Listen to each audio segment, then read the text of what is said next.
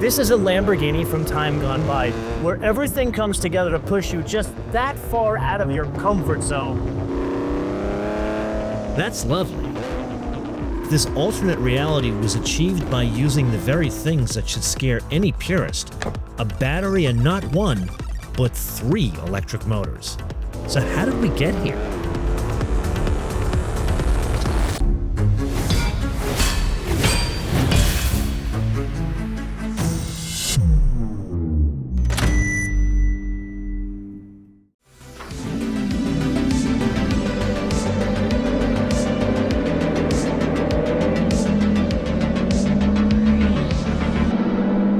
Apparently, you and I have found a new game to play. It's called Fantasyland in the STEM fields, and the only player that I know of is Lamborghini because they like to quote the mass of their vehicles as drive. Now, I'm not a rocket scientist, but I don't know how to move something like this without fluid, so they call this for 3,907 pounds, or depending on expression weights and measures, 1,772 kilograms. In the world of reality, this is over 4,300 pounds. That's about just under 2,000 kilograms. With that, Strada. Oh yeah, oh. That wakes up. Oh, that sounds magnificent.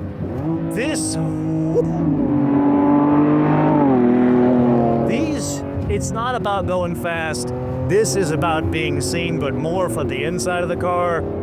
The oral sensation, what it does to you, the reinforcement that this is not a digital experience, very much analog. Now, yes, of course, this is going to be quick, but the first thing you notice is the electric motors. They are doing some torque fill. They do make this thing quicker offline. You feel, not that Lamborghinis before this were slow, I feel pushed back into my seat more so than other previous 12-cylinder Lamborghinis.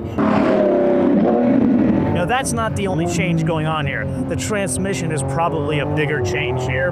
The transmission, now this is a sea change because it's no longer this horrid single clutch transmission, and that makes a huge difference in drivability.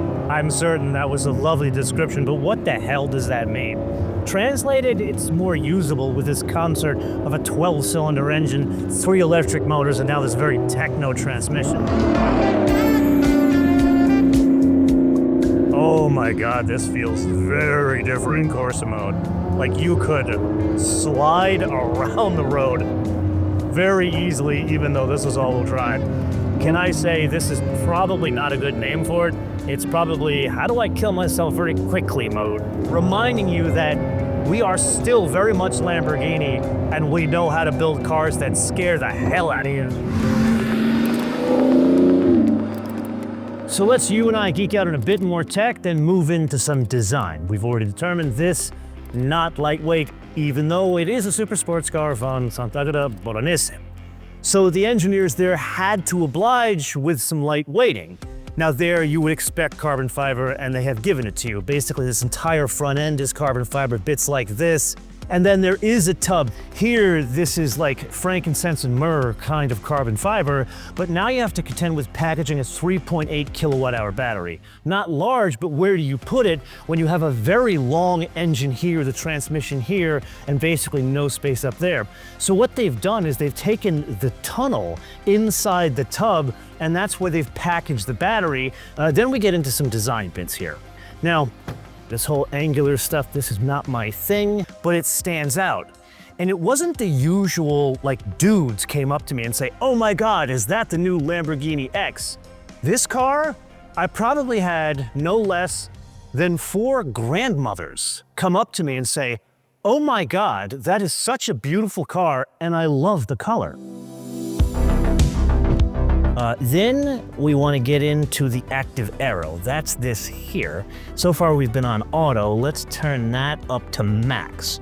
So that's going to direct the airflow around the car to create the most downforce. Then we could adjust the dampers separately from the drive mode, and we can put that into hard. There's really only 2 choices, soft and hard with that.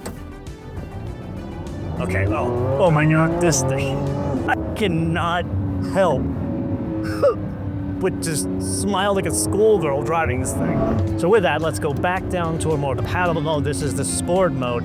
So we're getting some chassis aids. I feel the four-wheel steering here a bit more. Oh, there are the brakes. The brakes here, clearly this needs a lot of stopping power. Lamborghini's always been unusually good about that. In this case, I feel modulation. Let's try it here. On accelerator, let's get up to 4th gear. No one behind us. Oh, yeah.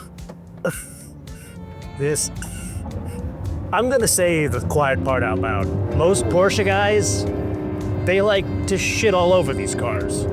This is not a Lamborghini you shit all over.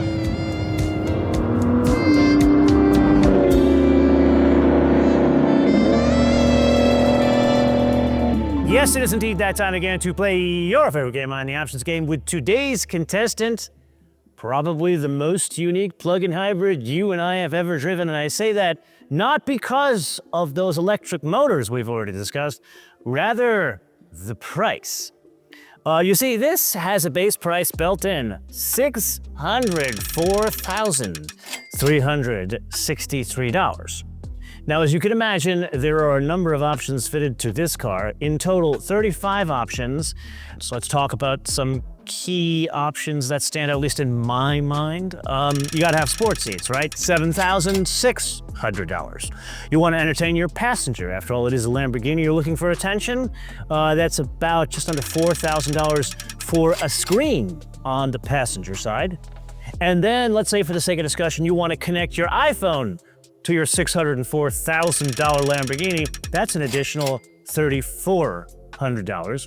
And then this one, man, oh man, is it dressed up. It's pretty. I mean, this thing really stands out. Even me, who's not really into Lamborghinis, looks at this and says, that is really a good looking car. Because it has all these carbon fiber bits on it, there are 2 carbon fiber packages that add up to over $45,000. Then, of course, you have a car that is now over 700 grand. You gotta have a garage door opener, right? Does that come with the car? Absolutely not.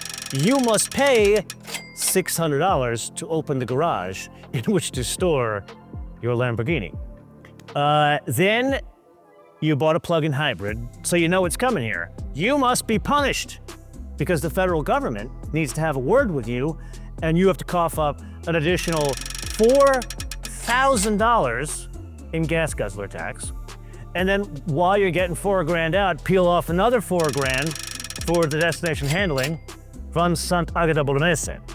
Now, before we get to the total price here, I just want to point something out. You and I joke about these expensive cars and say, oh my God, you can buy a house for that kind of money in like Dallas or like Tampa, Florida. But this car at $748,858, you can buy a house in California.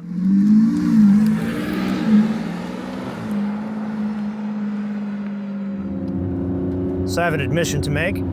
I've been holding out on you throughout this entire episode. I've been driving like this, not really to entertain myself, but for science.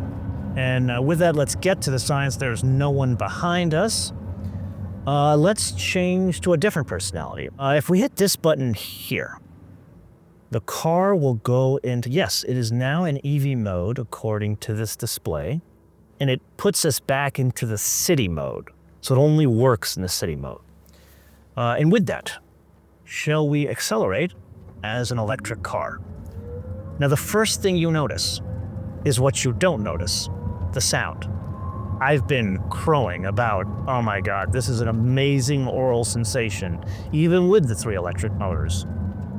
But the minute I drove this car, the first time I experienced it was in electric mode. And you can't help but notice it's not a $750,000 driving experience in EV mode.